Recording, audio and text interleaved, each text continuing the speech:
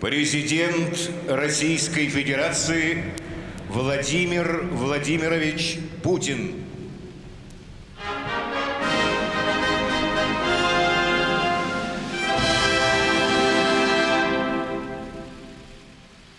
Пожалуйста.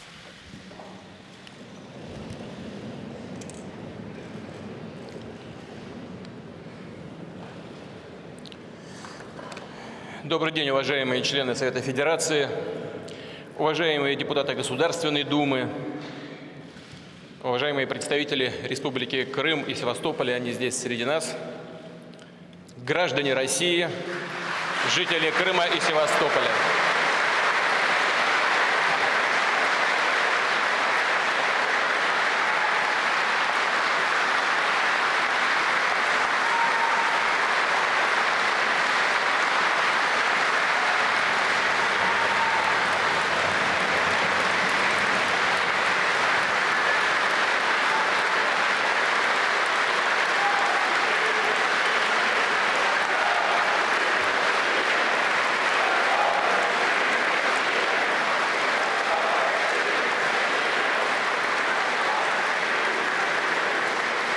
Спасибо. Уважаемые друзья, сегодня мы собрались по вопросу, который имеет жизненно важное значение, историческое значение для всех нас. 17 марта в Крыму состоялся референдум. Он прошел в полном соответствии с демократическими процедурами и международно-правовыми нормами. В голосовании приняло участие более 82% избирателей. Более 96% высказалось за воссоединение с Россией. Цифры предельно убедительные.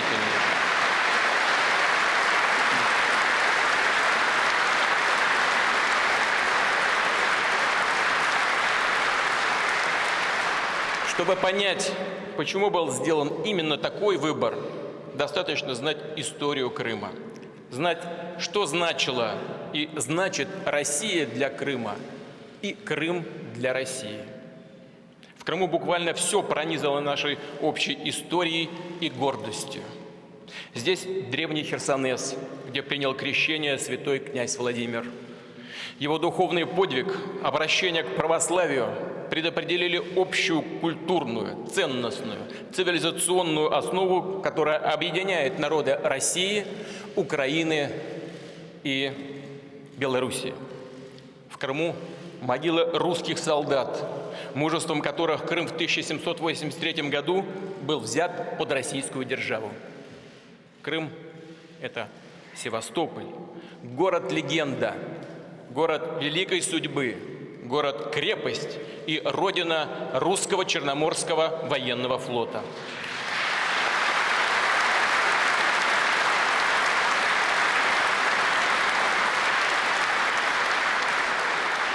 Крым – это Балаклава и Керчь, Малахов курган и Сапун-гора. Каждое из этих мест свято для нас. Это символы русской воинской славы и невиданной доблести. Крым – это уникальный сплав культур и традиций разных народов. И этим он так похож на большую Россию, где в течение веков не исчез, не растворился ни один этнос.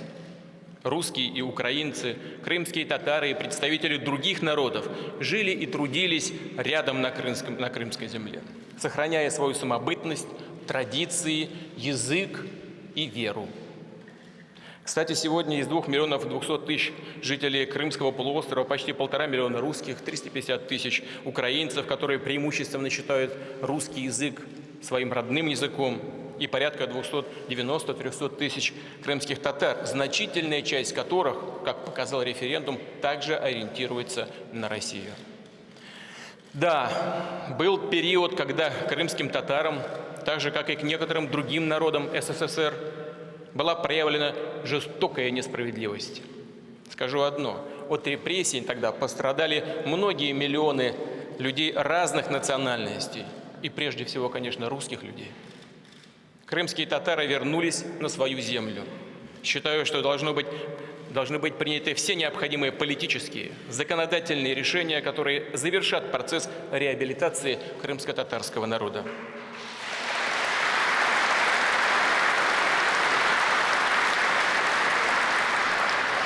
Решения, которые восстановят их права, доброе имя в полном объеме. Мы с уважением относимся к представителям всех национальностей, проживающих в Крыму. Это их общий дом, их малая родина. И будет правильно, если в Крыму, и я знаю, что крымчане это поддерживают, будет 3 равноправных государственных языка – русский, украинский и крымско-татарский.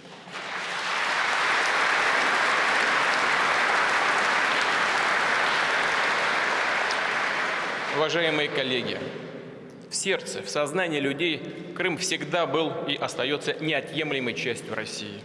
Эта убежденность, основанная на правде и справедливости, была непоколебимой, передавалась из поколения в поколение. Перед ней были бессильны и время, и обстоятельства. Бессильны все драматические перемены, которые мы переживала наша страна в течение всего XX века.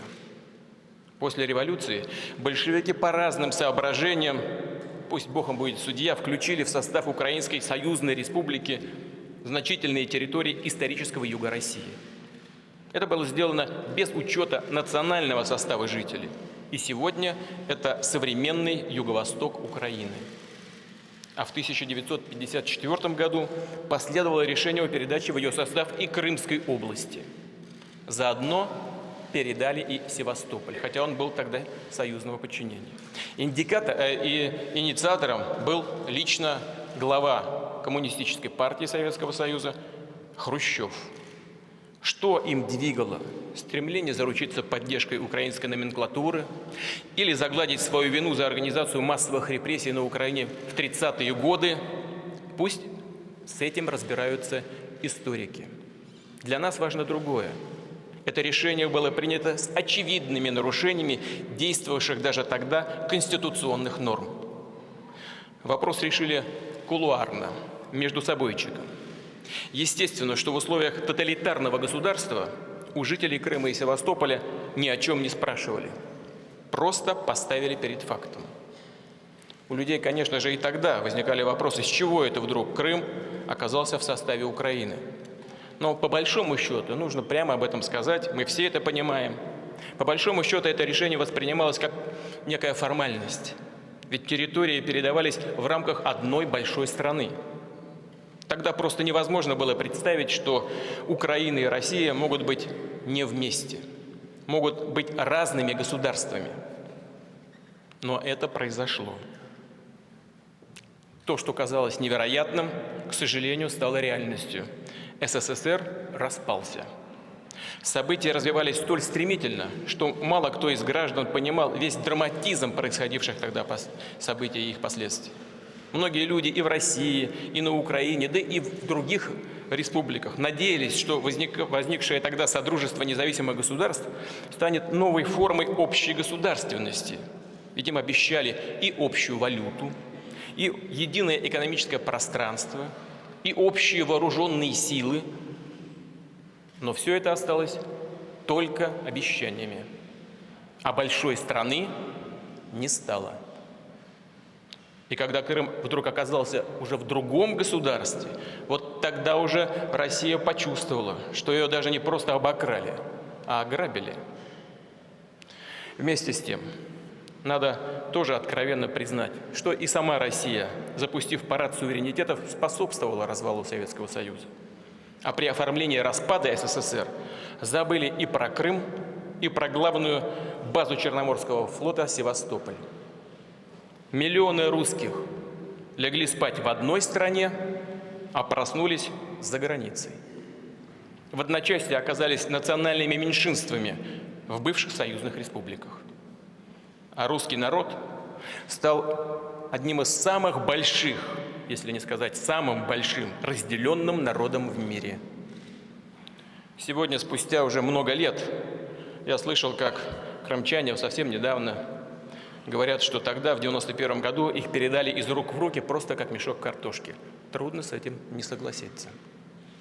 Российское государство, что же оно? Ну что Россия? Опустила голову и смирилась. Проглотила эту обиду. Наша страна находилась тогда в таком тяжелом состоянии, что просто не могла реально защитить свои интересы. Но люди не могли смириться с вопиющей исторической несправедливостью. Все эти годы и граждане, и многие общественные деятели неоднократно поднимали эту тему. Говорили, что Крым – это исконно русская земля, а Севастополь – русский город. Да, все это мы хорошо понимали, чувствовали и сердцем, и душой, но надо было исходить из сложившихся реалий и уже на новой базе строить добрососедские отношения с независимой Украиной. А отношения с Украиной, с братским украинским народом были и остаются, и всегда будут для нас важнейшими, ключевыми, без всякого преувеличения.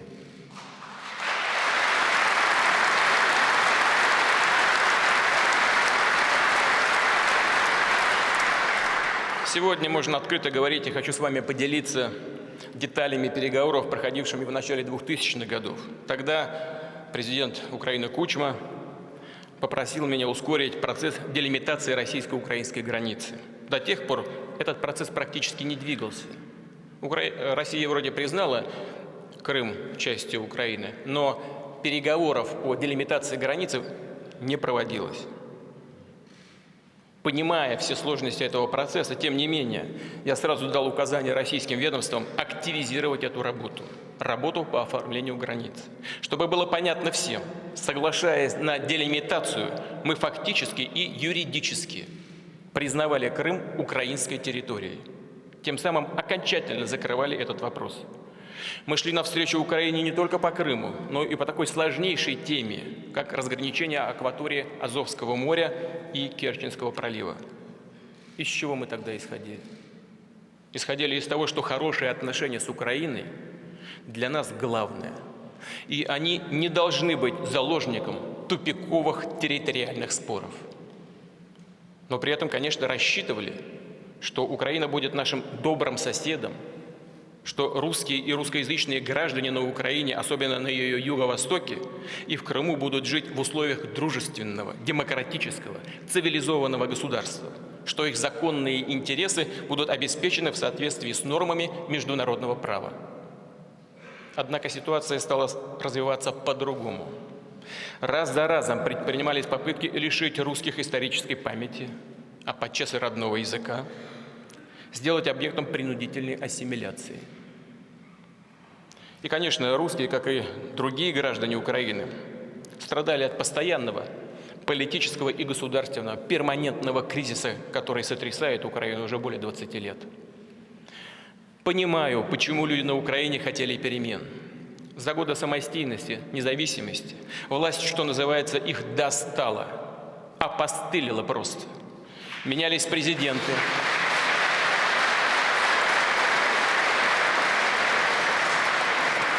Менялись президенты, премьеры, депутаты Рады, но не менялось их отношение к своей стране и к своему народу. Они доили Украину, дрались между собой за полномочия, активы и финансовые потоки. При этом власть придержащих мало интересовала, чем и как живут простые люди.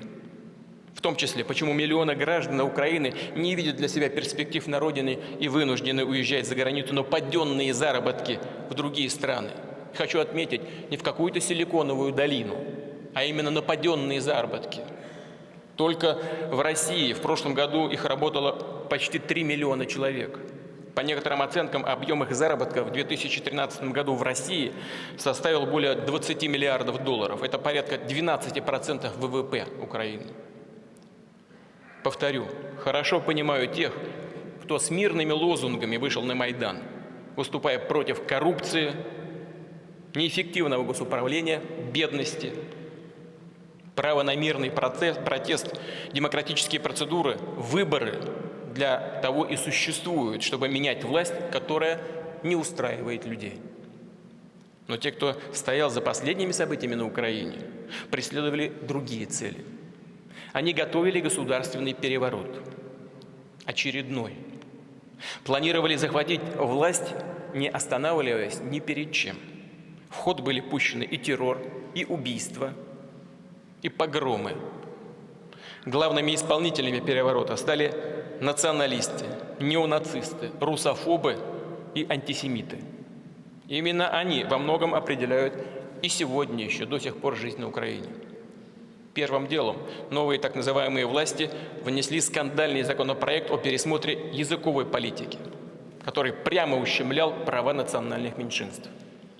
Правда, зарубежные спонсоры этих сегодняшних политиков, кураторы сегодняшних властей сразу одернули инициаторов этой затеи. Они-то люди умные, надо отдать им должное, и понимают, к чему приведут попытки построить этнически чистое украинское государство. Законопроект был отложен в сторону, но явно про запас. О самом факте его существования сейчас умалчивается, видимо, расчет на короткую человеческую память. Но уже всем стало предельно ясно, что именно намерены в дальнейшем делать украинские идейные наследники Бандеры, приспешника Гитлера во время Второй мировой войны. Ясно и то, что легитимной исполнительной власти на Украине до сих пор нет. Разговаривать не с кем. Многие госорганы узурпированы самозванцами. При этом они ничего в стране не контролируют. А сами, хочу это подчеркнуть, часто сами находятся под контролем радикалов. Даже попасть на прием к некоторым министрам нынешнего правительства можно только с разрешения боевиков Майдана. Это не шутка, это реалии сегодняшней жизни. Тем, кто сопротивлялся путчу, сразу начали грозить репрессиями и карательными операциями. И первым на очереди был, конечно, Крым, русскоязычный Крым. В связи с этим жители Крыма и Севастополя обратились к России с призывом защитить их права и саму жизнь. Не допустить того, что происходило, да и сейчас еще происходит и в Киеве, и в Донецке, и в Харькове, в некоторых других городах Украины. Разумеется, мы не могли не откликнуться на эту просьбу, не могли оставить Крым и его жителей в беде, иначе это было бы просто предательством. Прежде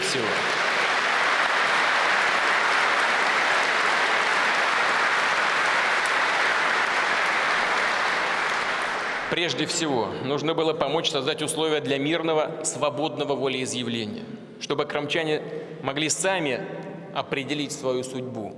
Первый раз в истории.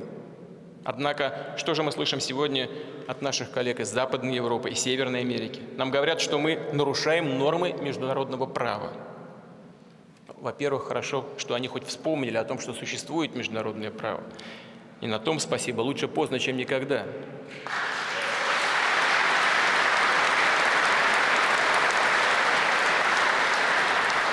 Ну и во-вторых, самое главное, что же мы якобы нарушаем? Да, президент Российской Федерации получил от Верхней Палаты парламента право использовать вооруженные силы на Украине. Но этим правом, строго говоря, пока даже не воспользовался.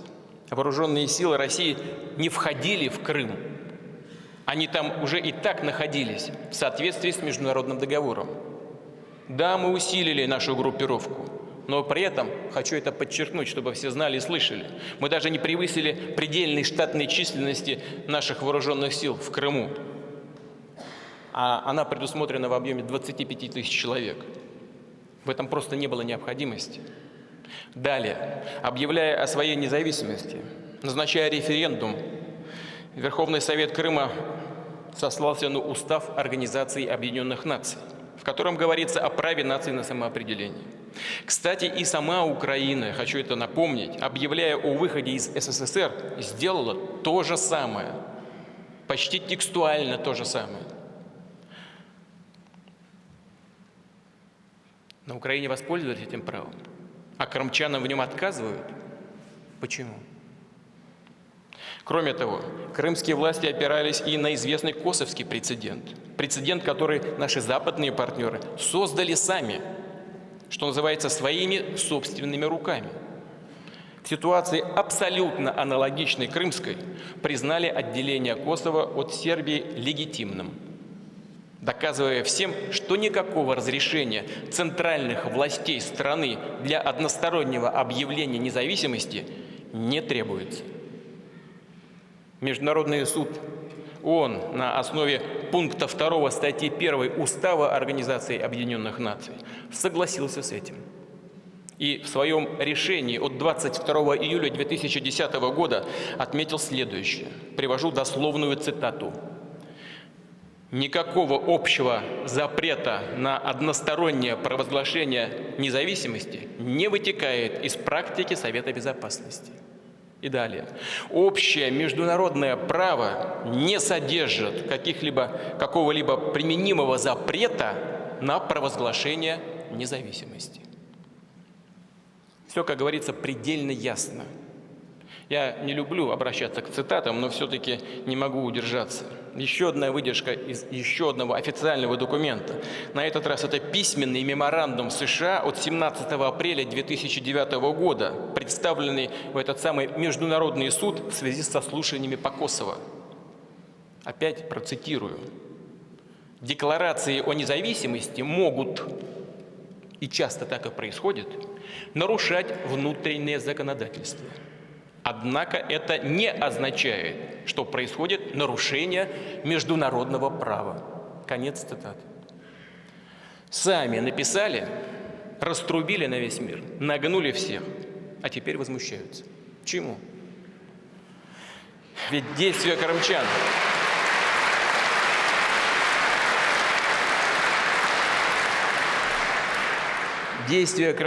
четко вписываются в эту собственную говоря, инструкцию. Почему-то то, что можно албанцам в Косово, а мы относимся к ним с уважением, запрещается русским, украинцам и крымским татарам в Крыму. Опять возникает вопрос, почему? От тех же Соединенных Штатов и Европы мы слышим, что Косово – это, мол, опять какой-то особый случай. В чем же, по мнению наших коллег, заключается его исключительность? Оказывается в том, что в ходе конфликта в Косово было много человеческих жертв. Это что, юридический правовой аргумент, что ли? В решении Международного суда по этому поводу вообще ничего не сказано. И потом это уже, знаете, это даже уже не двойные стандарты. Это какой-то удивительный, примитивный и прямолинейный цинизм. Нельзя же все так грубо подверстывать под свои интересы. Сегодня один и тот же предмет сегодня называть белым, а завтра черным. Получается, нужно доводить любой конфликт до человеческих жертв, что ли? Скажу прямо, если бы местные силы самообороны Крыма вовремя не взяли ситуацию под контроль, там тоже могли бы быть жертвы. И слава Богу, что этого не случилось. В Крыму не произошло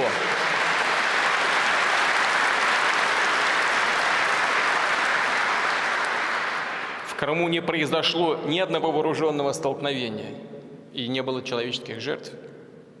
Как вы думаете, почему? Ответ простой. Потому что против народа и его воли воевать трудно или практически невозможно. И в этой связи я хочу поблагодарить тех украинских военнослужащих, а это немалый контингент, 22 тысячи человек с полным вооружением. Я хочу поблагодарить тех военнослужащих Украины, которые не пошли на кровопролитие и не запятнали себя кровью.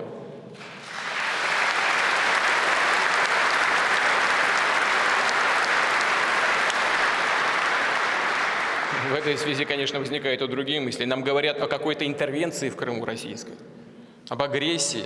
Странно это слышать. Что-то не припомню из истории ни одного случая, чтобы интервенция проходила без одного единственного выстрела и без человеческих жертв.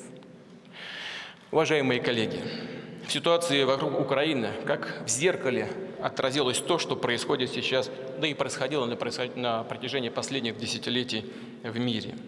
После исчезновения биполярной системы на планете не стало больше стабильности. Ключевые международные институты не укрепляются, а часто, к сожалению, деградируют. Наши западные партнеры во главе с Соединенными Штатами Америки предпочитают в своей практической политике руководствоваться не международным правом, а правом сильного. Они уверовали в свою избранность и исключительность, в то, что им позволено решать судьбы мира, что право могут быть всегда только они. Они действуют так, как им заблагорассудится. То тут, то там применяют силу против суверенных государств.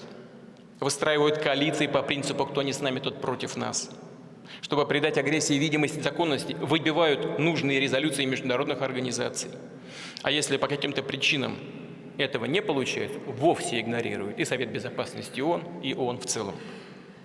Так было и в Югославии, мы же хорошо об этом помним, в 1999 году. Трудно было в это поверить, глазам своим не верил. Но в конце 20 века по одной из европейских столиц по Белграду в течение нескольких недель наносились ракетно-бомбовые удары. А затем последовала настоящая интервенция. Что, разве была резолюция Совета ООН по этому вопросу, разрешающая такие действия? Ничего подобного. А потом были и Афганистан, и Ирак, и откровенное нарушение резолюции СБ ООН по Ливии, когда вместо обеспечения бесполетной зоны, так называемой, тоже начались бомбежки. Была и целая череда управляемых цветных революций. Понятно, что люди в тех странах, где были эти события, устали от тирании, от нищеты, от отсутствия перспектив. Но эти чувства просто цинично использовались. Этим странам навязывались стандарты, которые никак не соответствовали ни образу их жизни, ни традициям, ни культуре этих народов. В результате вместо демократии и свободы хаос, вспышки насилия, череда переворотов. Арабская весна сменилась арабской зимой. Подобный сценарий был реализован и на Украине. В 2004 году, чтобы продавить нужного кандидата на президентских выборах, придумали какой-то третий тур, который не был предусмотрен законом. Просто абсурд и издевательство над Конституцией. А сейчас бросили в дело заранее подготовленную, хорошо оснащенную армию боевиков. Мы понимаем, что происходит. Понимаем, что эти действия были направлены и против Украины, и России, и против интеграции на евразийском пространстве.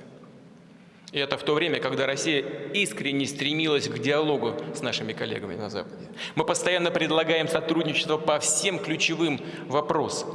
Хотим укреплять уровень доверия. Хотим, чтобы наши отношения были равными, открытыми и честными. Но мы не видели встречных шагов. Не видели их.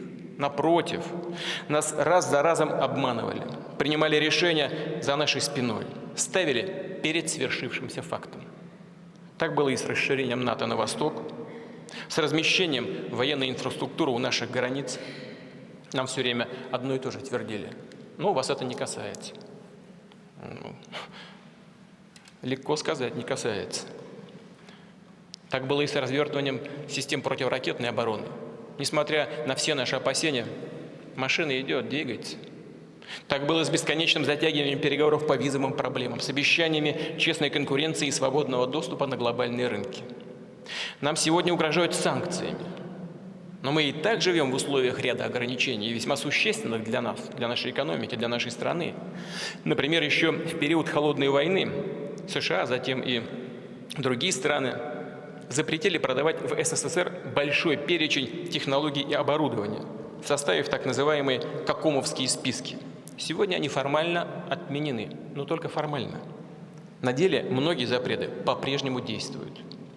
Словом, у нас есть все основания полагать, что пресловутая политика сдерживания России, которая проводилась и в XVIII, и в XIX, и в XX веке, продолжается и сегодня. Нас постоянно пытаются загнать в какой-то угол за то, что мы имеем независимую позицию, за то, что ее отстаиваем, за то, что называем вещи своими именами и не лицемерим. Но все имеет свои пределы. И в случае с Украиной наши западные партнеры перешли черту, вели себя грубо, безответственно и непрофессионально. Они же прекрасно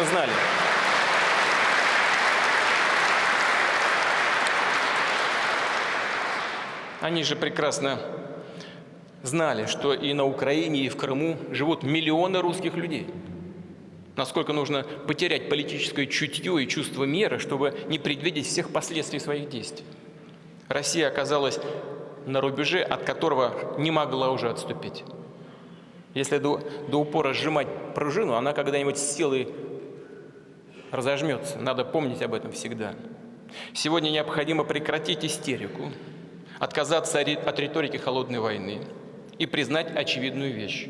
Россия – самостоятельный, активный участник международной жизни.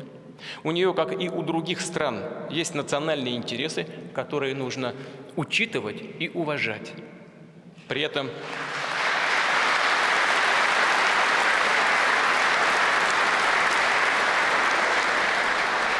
При этом мы с благодарностью относимся ко всем, кто с пониманием подошел к шагам нашим в Крыму. Признатели народу Китая, руководство которого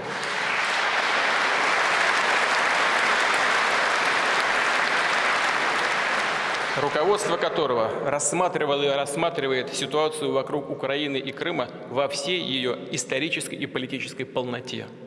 Высоко ценим сдержанность и объективность Индии. Сегодня я хочу обратиться и к народу Соединенных Штатов Америки, к людям, которые со времен основания этого государства, принятия Декларации независимости, гордятся тем, что свобода для них превыше всего. Разве стремление жителей Крыма к свободному выбору своей судьбы не является такой же ценностью? Поймите нас. Верю, что меня поймут и европейцы, и прежде всего немцы. Напомню, что в ходе политических консультаций по объединению ФРГ и ГДР на, мягко говоря, экспертном, но очень высоком уровне представители далеко не всех стран, которые являются и являлись тогда союзниками Германии, поддержали саму идею объединения. А наша страна, напротив, однозначно поддержала искреннее, неудержимое стремление немцев к национальному единству. Уверен, что вы этого не забыли. И рассчитываю, что граждане Германии также поддержат стремление русского мира, исторической России к восстановлению единства.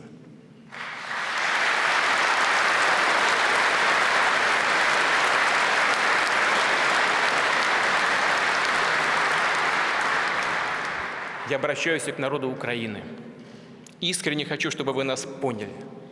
Мы ни в коем случае не хотим нанести вам вред, оскорбить ваши национальные чувства. Мы всегда уважали территориальную целостность украинской державы, в отличие, кстати, от тех, кто принес единство Украины в жертву своим политическим амбициям. Они щеголяют лозунгами о великой Украине, но именно они сделали все, чтобы расколоть страну. Сегодняшнее гражданское противостояние целиком на их совести. Хочу, чтобы вы меня услышали, дорогие друзья. Не верьте тем, кто пугает вас Россией, кричит о том, что за Крымом последуют другие регионы. Мы не хотим раздела Украины, нам этого не нужно. Что касается Крыма, то он был и останется и русским, и украинским, и крымско-татарским.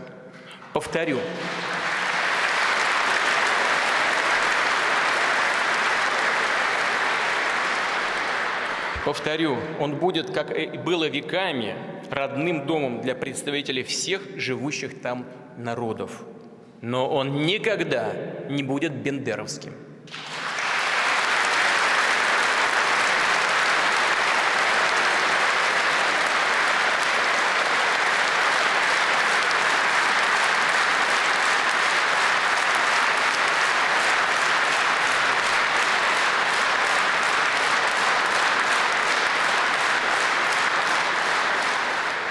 Крым – это наше общее достояние и важнейший фактор стабильности в регионе.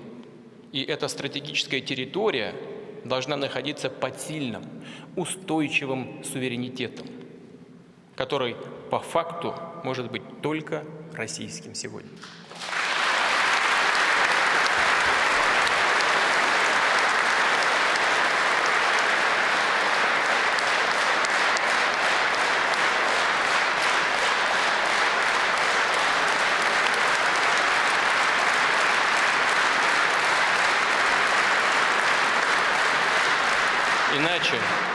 Иначе, дорогие друзья, обращаюсь и к Украине, и к России, мы с вами, и русские, и украинцы, можем вообще потерять Крым, причем в недалекой исторической перспективе. Задумайтесь, пожалуйста, над этими словами. Напомню также, что в Киеве уже прозвучали заявления о скорейшем вступлении Украины в НАТО.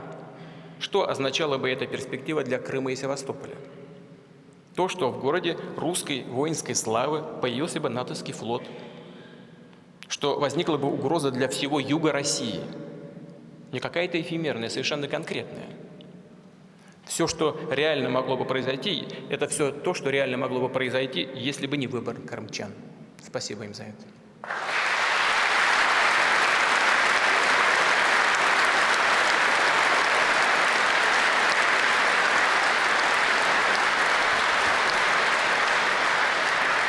Кстати говоря, мы не против сотрудничества с НАТО, совсем нет.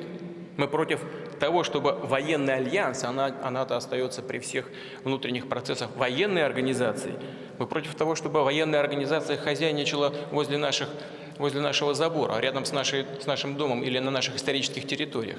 Вы знаете, я просто не могу себе представить, что мы будем ездить в Севастополь в гости к натовским морякам. Они, кстати говоря, в большинстве своем отличные парни, но лучше пускай они к нам приезжают в гости в Севастополь, чем мы к ним.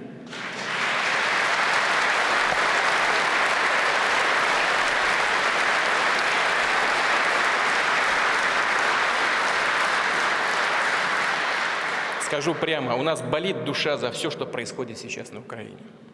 Что страдают люди, что они не знают, как жить сегодня и что будет завтра. И наша обеспокоенность понятна, ведь мы не просто близкие соседи, мы фактически, как я уже много раз говорил, один народ. Киев – мать городов русских.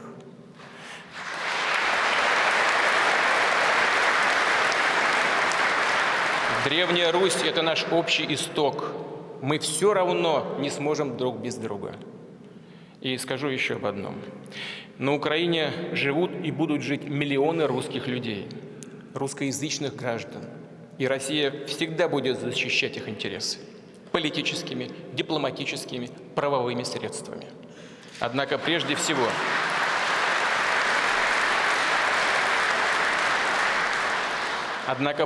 сама Украина должна быть заинтересована в том, чтобы права и интересы этих людей были гарантированы. В этом залог стабильности украинской государственности и территориальной целостности страны. Мы хотим дружбы с Украиной. Хотим, чтобы она была сильным, суверенным, самодостаточным государством. Ведь для нас Украина – это один из ведущих партнеров. У нас множество совместных проектов, и несмотря ни на что, я верю в их успех. И главное, мы хотим, чтобы на землю Украины пришли мир и согласие. И вместе с другими странами готовы оказывать этому всемирное содействие и поддержку.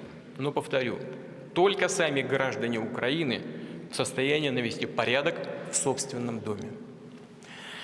Уважаемые жители Крыма и города Севастополь, вся Россия восхищалась вашим мужеством, достоинством и смелостью. Это именно вы решили судьбу Крыма.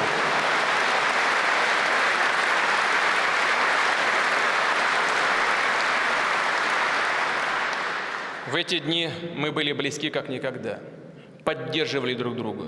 Это были искренние чувства солидарности. Именно в такие переломные исторические моменты проверяется зрелость и сила духа нации. И народ России показал такую зрелость и такую силу. Своей сплоченностью поддержал соотечественников.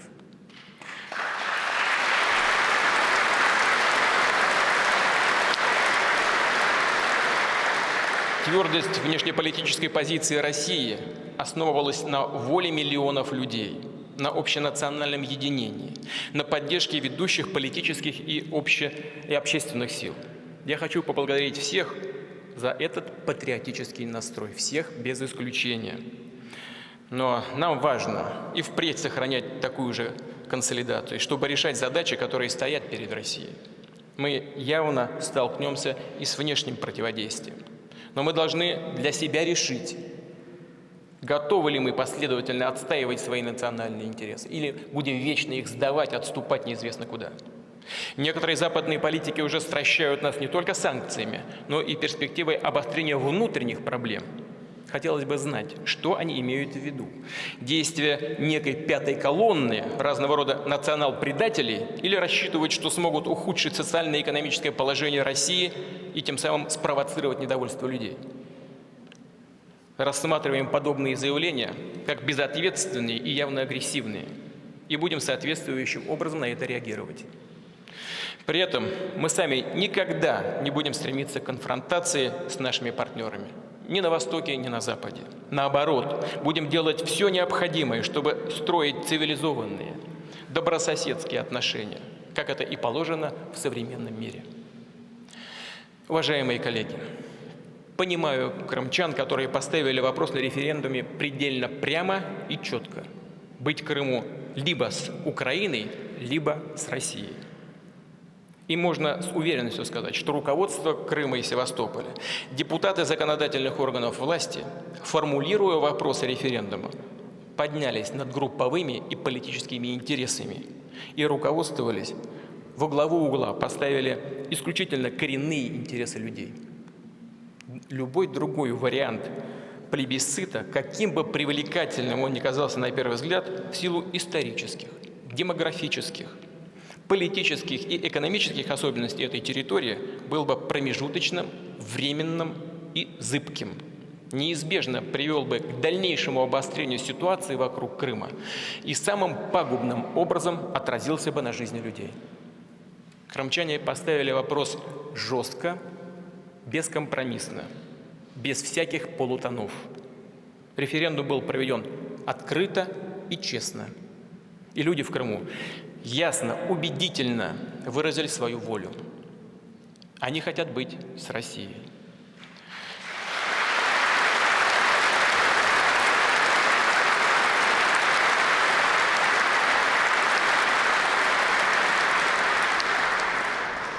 России также предстоит принять сложные решения, учитывая всю совокупность и внутренних, и внешних факторов. Каково же сейчас мнение людей в России? Здесь, как и в любом демократическом обществе, есть разные точки зрения. Но позиция абсолютного, я хочу это подчеркнуть, абсолютного большинства граждан также очевидна. Вы знаете последние социологические опросы, которые были проведены в России буквально на днях. Порядка 95% граждан считают, что Россия должна защищать интересы русских и представителей других национальностей, проживающих в Крыму. 95%.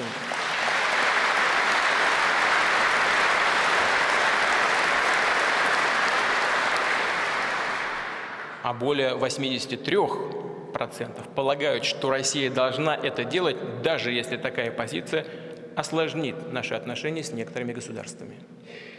83%.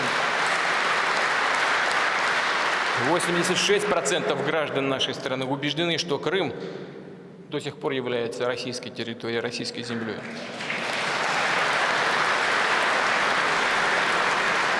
А почти, и вот очень важная цифра, она абсолютно коррелируется с тем, что было в Крыму на референдуме. Почти 92% выступают за присоединение Крыма к России.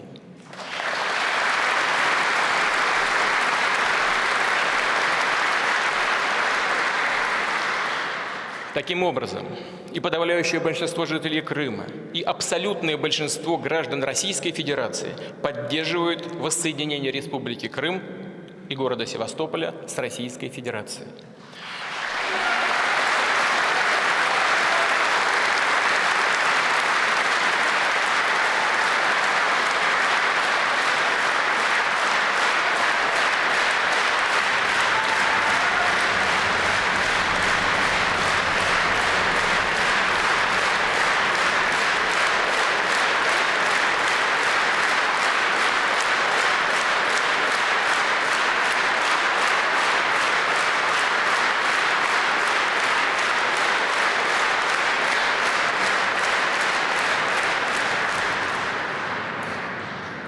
Дело за политическим решением самой России. А оно может быть основано только на воле народа, потому что только народ является источником любой власти. Уважаемые члены Совета Федерации, уважаемые депутаты Государственной Думы, граждане России, жители Крыма и Севастополя. Сегодня, основываясь на результатах референдума, который прошел в Крыму, опираясь на волю народа, вношу в Федеральное собрание и прошу рассмотреть конституционный закон о принятии в состав России двух новых субъектов Федерации – Республики Крым и города Севастополь.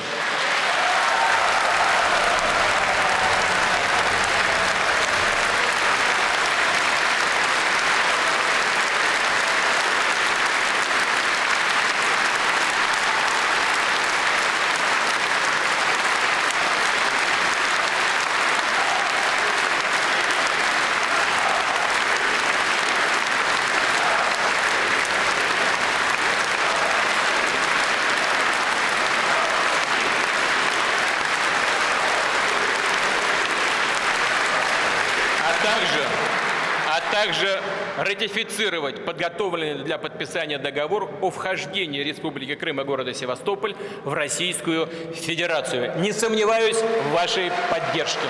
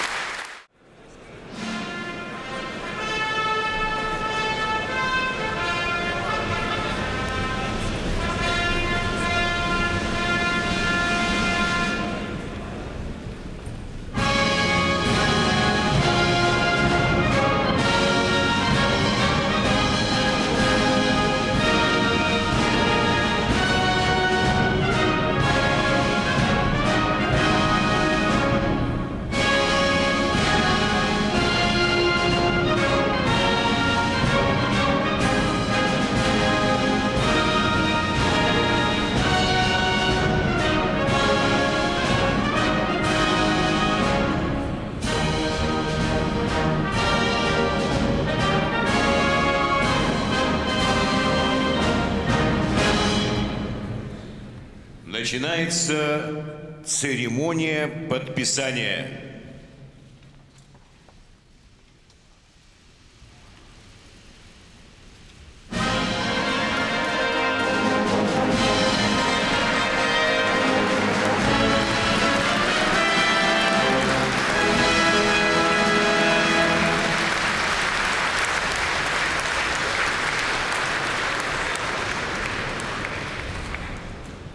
Президент Российской Федерации Владимир Владимирович Путин, председатель Государственного совета Республики Крым, парламента Республики Крым Владимир Андреевич Константинов и председатель Совета министров Республики Крым Сергей Валерьевич Аксенов, уполномоченные представители Республики Крым, Алексей Михайлович Чалый, уполномоченный представитель города Севастополя, подписывают договор между Российской Федерацией и Республикой Крым о принятии в Российскую Федерацию Республики Крым и образовании в составе Российской Федерации новых субъектов.